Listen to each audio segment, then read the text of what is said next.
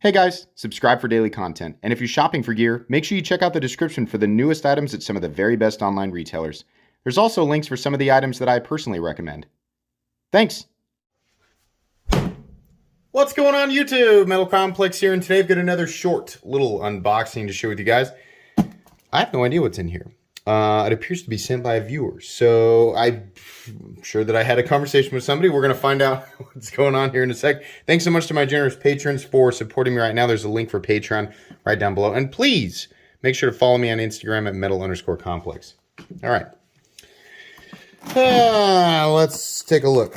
What's in this box? There's a note right at the top, which is great.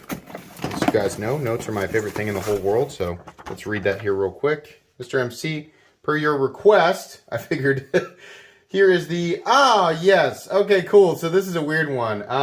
Let's see, perhaps you could include, it's the origin of the name. Does it have anything to do with the, oh, okay, I don't know. I'll figure that out for sure. That was from Greg. I appreciate that, Greg. Let's take a look. So this is it's a Spyderco. It's one that I almost went for, but I decided not to because I was at the time spending money on other things. So this is, it was a Blade HQ exclusive version of the Rock Lobster in the JG10 and CPM M4. And I always like Blade HQ's variants, but I thought, well, I've never even, looked at the Rock Lobster. I'd never even heard of it up until, the point where they released it. So I'll let you guys take a look at this right here. Oh, does it say something about the origin of the name in this? It probably does. So I'll let you guys read that, and then I'll include the information in the review. For people who are, you can pause it if you want to read this. For people wondering, this is not a review. This is simply an unboxing and first impression. So I don't know anything about this knife at all.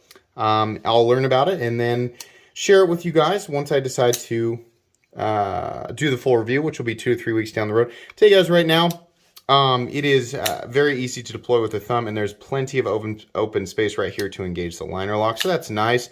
Ergonomically,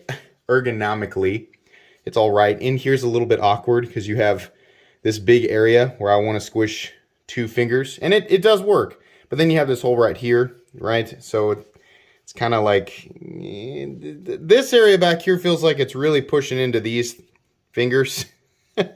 It's weird because I almost want to squeeze 4 in there to get up closer, and then there's this odd sort of choke up position. It's okay. It's all right. You can definitely feel the clip, which is interesting. Let's take a look at that clip. What the heck? What is going? It's like they just chewed off part of the top. Okay. It's approaching shallow carry. So that's weird. There is very little room to get in behind there and do the classic Spyderco reverse flick, but you can do it. And of course, you can always choose to just wheel it open like a regular person. That feels like phosphor bronze. Almost certain that is what we're dealing with. That's what it looks like there. Is it centered? Yeah, it's centered. Lockup's good. I do like the blade profile. I think that would be just fantastic for EDC. Bit weird in the hand. It's weird. I mean, it works. I can hold on to it, cut with it, no problem. But it's weird. Liner lock, which is... Spyderco does them. I just don't see nearly as many. I'm almost certain this is Taichung, Taiwan. No, Seki City, Japan. Okay. Onzo design. Interesting. Like Vox Onzo? Okay. Am I thinking of the right person?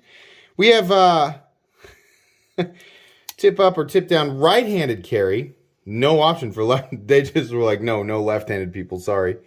Look at that, how it goes right through the hole there. This is a weird one. I mean, even for Spyderco. I know I've been handling a lot of Spydercos lately, but I just thought I'd take an opportunity to knock a bunch of Spydercos out that I hadn't talked about yet, because Spyderco is likely going to have a huge final quarter of 2021 and a massive 2022. In fact, I think lots of knife companies are going to have a massive 2022 with production ramping back up, or at least I'm hoping that that's the case.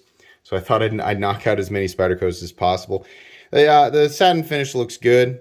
I kind of wish, as is the case with all of Spyderco's M4 stuff, that they had coated this I think it would have been better. I think it would have looked better, and I think it also, of course, considering M4 is not a stainless steel, it probably would have been a better choice for M4, but that's okay. I do love M4, and I love the jade. I think it looks great. Yeah, they do. So all these, this entire side, right? We have the we have the show side of the pivots, and then all the show side of the hardware is all what looks like a Chicago end. And we've got some nice sort of very Rick Hinderer style backspacers or standoffs.